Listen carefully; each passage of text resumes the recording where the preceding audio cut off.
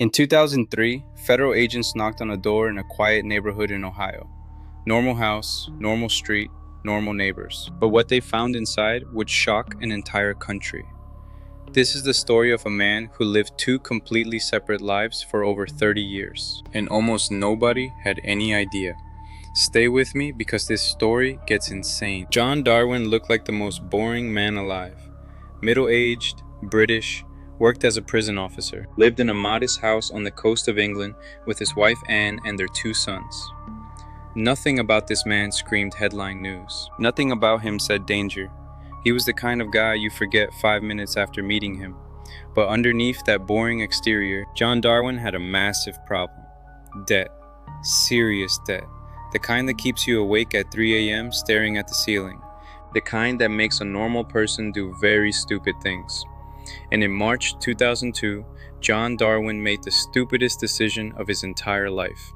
He decided to disappear. On March 21, 2002, John Darwin paddled out into the North Sea in a small canoe near his home in Hartlepool, England. He never came back.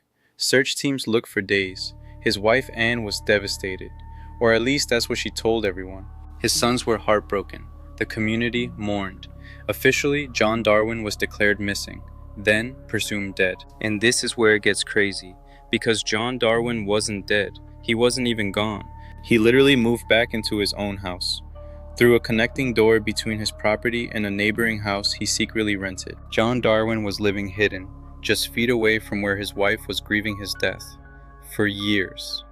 Let that sink in for a second. So what was the point of all this? Money, pure and simple. With John declared dead, Anne was able to claim life insurance payouts and pension benefits worth hundreds of thousands of pounds.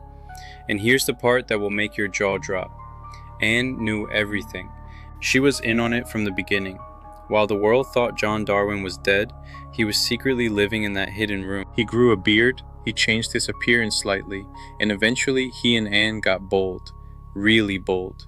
They started traveling together. They opened a bank account in a fake name. John got a fake passport using a stolen identity.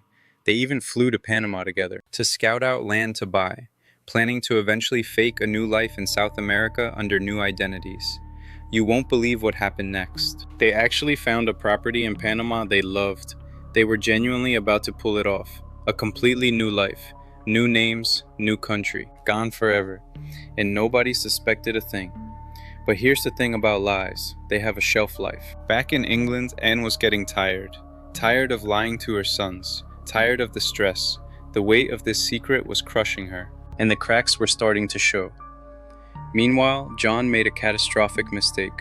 The kind of mistake that only happens in the internet age. In 2004, John and Anne had visited Panama together, and someone took a photo.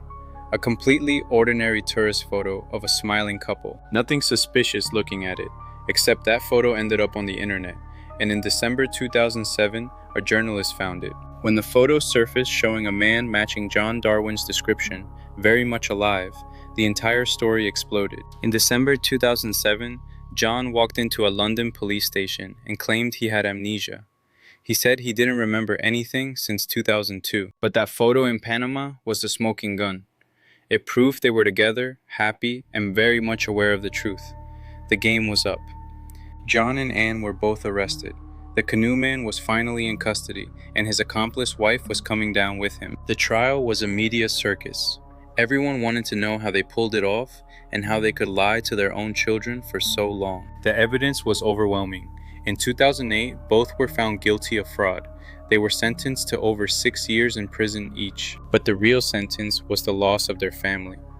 Their sons, who had mourned their father, felt completely betrayed. They disowned their parents. So where are they today?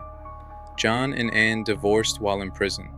John eventually moved to the Philippines to start yet another new life. Anne, on the other hand, stayed in England. She rebuilt her life, wrote a book, and remarkably, eventually reconciled with her sons. The story of the canoe man remains one of the most bizarre cases of fraud in history. A man who died on paper, but lived in a secret room. If you found this investigation mind-blowing, like this video and follow Factory Blend for more facts nobody talks about.